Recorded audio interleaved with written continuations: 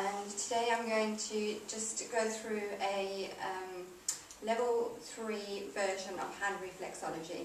So I'm going to explain to you what hand reflexology is and going to actually show you some of the movements that we use, the massage movements that you can use on your hands that will help alleviate some common issues that we all deal with from day to day, such as back complaints, headaches and stress. So first of all, just a bit of an introduction to reflexology. Has anyone had reflexology before? I think so. I'm not sure. A massage of your feet? Yeah, that's right. Yeah. Yes, because basically reflexology is normally done on the feet, because most of the reflexes in our body are found in our feet. So what it is that there is a belief that all the reflexes in your body can be found on your feet, and by stimulating these points you can bring about a sense of relief, balance and healing within the body to help whatever issue that you're going through. So the first thing that is very important in reflexology, if you're working on yourself or with a client, is the initial health and safety is hygiene. You don't want to cross-contaminate anything. You're going to be touching people or yourself, so you need to make sure that you're clean and that your hands especially are clean. Reflexologists, you must have short nails, especially your thumbnails, because that's the actual thing that you use when you do reflexology, is going to be the thumbs. Short nails. Your dress code actually needs to be quite professional. You want to come across that you're clean, professional, hair tied back, and this is the look that you're going to be giving your clients, because you want them to know that they're in safe, capable hands. So I'm going to pass around the antibacterial hand sanitizer before any treatment, and after every treatment you must make sure you use that. So you can all just use that and pass that around. I'm not touching your foot, Malcolm. That's worth, even with that on. That's it. Marigolds. Right, the other things that are really useful when you're doing a session, again, either on yourself or with a client, is baby wipes, in case you do encounter feet that you don't really want to touch, or for some reason they haven't been able to wash or clean their feet before they actually come to you. Although we're doing hands today, that just incorporates what you do if you actually work on anyone's feet. And tissues, because sometimes when you stimulate the reflexes on the feet can get quite sweaty. It's just a natural body reflex function that happens, so you'll need those. I'm going to give you guys some handouts, and in the handouts I'm just going to, there's a couple of pages there. Thank you.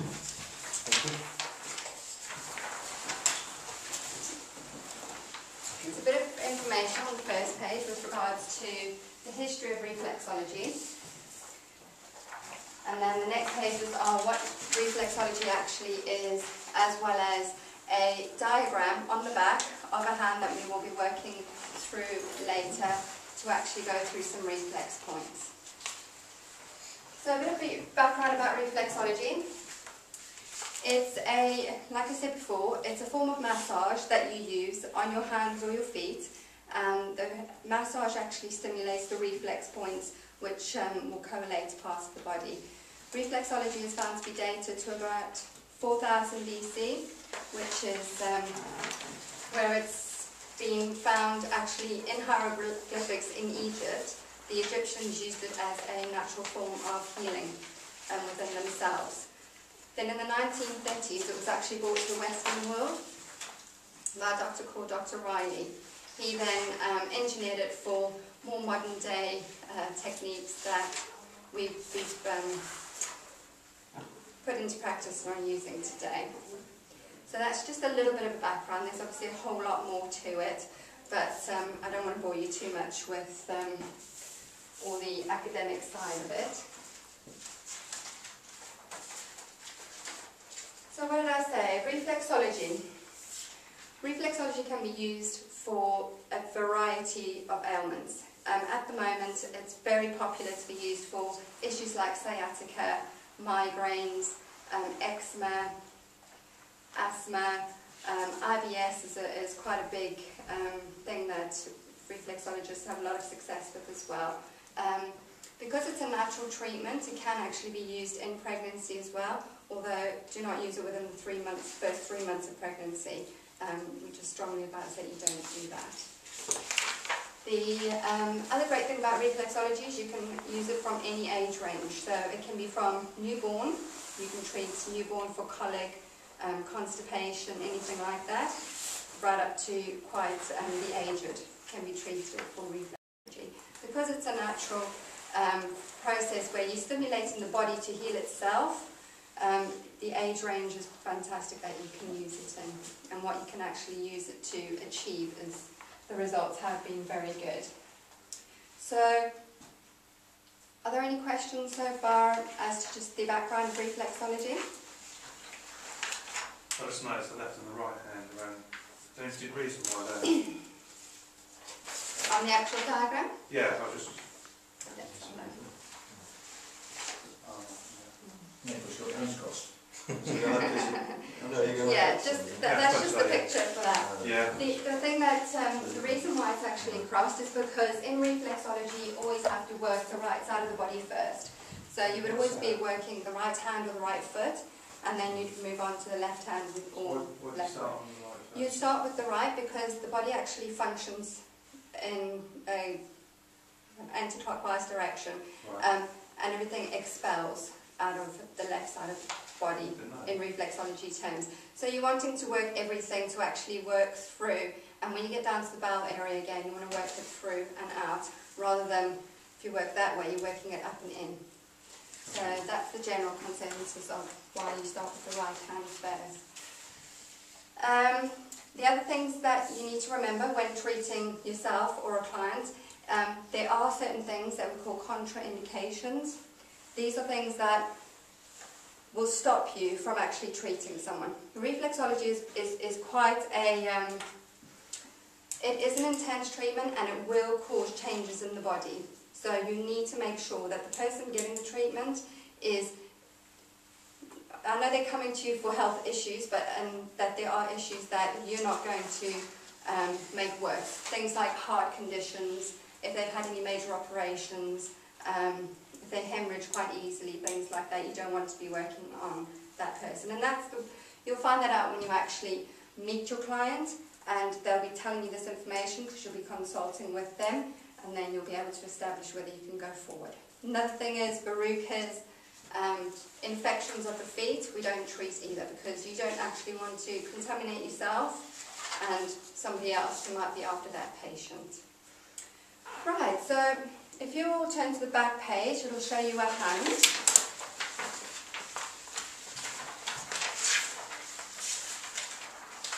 So like I said today, we're going to do 3 conditions. We're going to work on the spine, the head and shoulder area.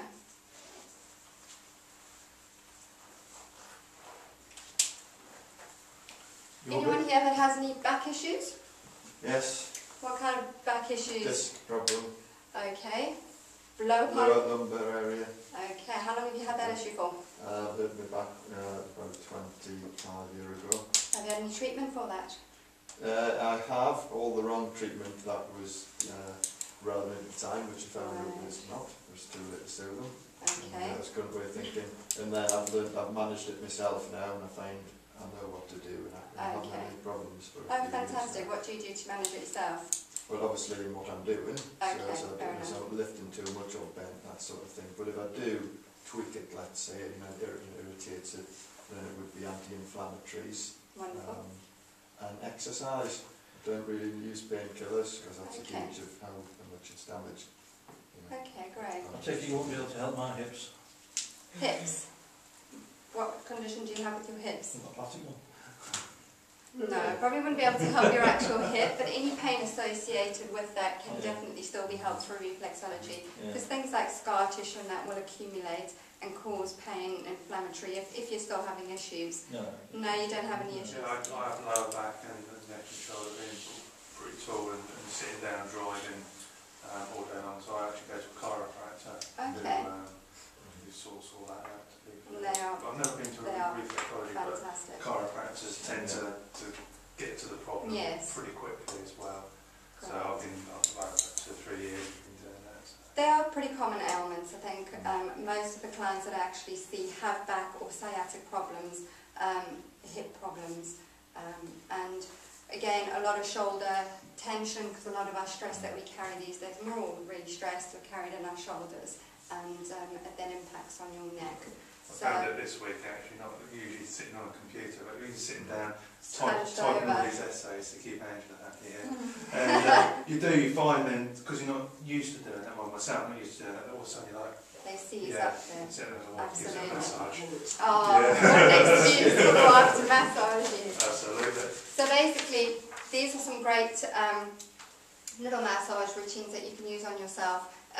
Again, if you're just using them in any setting, they are going to bring around about some relief. So if I quickly show you, and then we can go through this together on how we're actually going to massage our own hands today. We're going to start with our right hand, as we said, because we always start with the right. And when you massage or do any kind of reflexology, the main fingers you're going to be using are your thumb and your forefinger. Purely because these are the fingers you can actually control the pressure with. Mainly your thumb, you can get quite deep and into some of the pressure points that you need to work. With yourselves, because you're men, you need to be careful if you're working on someone else, because you do have very strong hands. And people who are suffering with any kind of conditions can find the area that they're dealing with and suffering with quite sensitive and painful to actually be worked on. So don't, put on too much pressure. So normally you just hug the thumb like that, goes in that kind of way, and that's how you work. There you go. How do you do that? Yeah, that's too many years of reflexology. But yeah, you're just going to get it in that position. If you take your right hand, again, using the rest of your fingers, you can actually just support your hand, and you're going to massage. It's very, very small massage movements that you use. So you're going to gently, very small movements. It's a lot smaller than that. Yeah, there you go. And then you're moving across. Gently. You're just literally pushing. You're just literally pushing. It's a pulse movement. It's very gentle, although you might actually feel some sensitivity in an area as you go through. It needs to be deep enough that you can actually feel it. You're not just, tapping your hand. You need to be able to get into those areas. And as you work your way through with your thumb, you might come across a bit of crunchiness, a bit of sensitivity, and again, this will just reflect that there is an issue in that area, and by working it, you are blocking it and you're helping that issue. So that's essentially how you do reflexology with your finger. Really cool. Not, don't they, sometimes? Absolutely. Get a sensitive bit. There you go. I know my chiropractor does. You've got to go there's my wrist. Yeah. Once you flinch, it's up there it is, and you can actually feel it. And again, when you're actually working with reflexology, the feet are going to be more sensitive, and you will find a lot more in the feet because there's more reflex points in the feet. The hands, however, are a good place to start on clients who aren't really comfortable with you using the feet, or people who might actually have conditions on the feet that you don't want to treat, like the verrucas that I was talking to you about. Then you can go onto their hands. So I'm going to come round. We're going to actually start on the spinal area. We're going to start at the top, like I said, with your thumb. Just massage gently all the way down. And I'll come round and see how you guys are doing it. Right hand. I've done that already. There you go. Yeah, we need to do the movements at least 3 times to get the effect. So you start at the top and gently. You move a lot slower and a lot more specific. There you go. That's brilliant. And then you work your way down all the way to the down? Yeah. So it starts at the top way down. You start at the knuckle. Yeah, brilliant. That's it. Yeah, wonderful. How's your pressure feeling? I can see just by the whiteness of your thumb that that's quite a good pressure. Can you feel any kind of crunchiness or sensitivity? You don't have any back issues? No. That's a good thing. It's a good sign then. Your time is up, but I don't think they would like you to stop at the Well, moment. no, we don't want to. You can have my time. Let's have a look. How you guys doing? I've got this advantage because I've got to chop my thumb off from the past. Oh, okay. Have you got back on? Yeah. even Yeah. now. So I can You massage can that, massage yeah. there, but Yeah. It's quite painful in your thumb, doesn't it? That's your bad back talking. No, I mean the no, numb the thumb that you're actually massaging, Yeah. is that the painful one? Well, it's just the action of doing it. Yeah, your thumbs will definitely strengthen the more you do it. Yeah. So that is the basis of your massage movements. It is very simple, and the only complexity really comes in knowing where you're massaging and the reasons why. The other quick area before I end off is headaches, your thumbs. So again, do the same movements, just massage your thumbs all the way just to the middle crease. Just so you see a white pressure point, that sort of thing. That's it. That's it, yeah. That's Yeah. all on the tip. That's all on the tip and on your first two fingers as well, but the main areas are going to be your thumbs. And then Do your... both of them then, yeah. Yeah, Sinuses. absolutely. And your Next step now. sinuses on your fingers. Is- And again, if you have any sinus issues, you can actually feel the sensitivity as you go down. Is that what to do with the lifelines as well? No, we don't work with that's not, lifelines. no, it's not. No. Just looking at the... No, it's just Crossing to basically the bottom. showing you where you can massage if you have issues in those areas. Right. And then the last quick one before we end off is your shoulder area, where you probably will actually feel some crunchiness or some sensitivity. And that you're going to find just under your pinky in the corner. And again, just massage down. It's normally quite crunchy or a little bit sensitive. Let me see what you're doing. Right, let's go. Yeah. So it's just little movements like that. There's no crunchiness there, so you're all good. You're not stressed and you've got no back issues. No. Wow, that's brilliant. No. Well, good. Okay, but again, it just shows that that part of your body is in balance. So if that's not, a part that you have issues with, then that's a good thing. All right, sorry about the time. Any quick questions? Well, have you got the same one for your feet? Have you got another? I haven't got a foot one, however, I do highly recommend if you'd like to have any further reading. You've got exactly time to do your feet. Exactly the same way. You've got long legs. It's probably better that somebody else does it for you. Can I just ask you, very relevant to, Yes. to my situation, but my old father, he's got hard sciatica, he's 86 and he's really struggling, it's going to kill him because he's constant.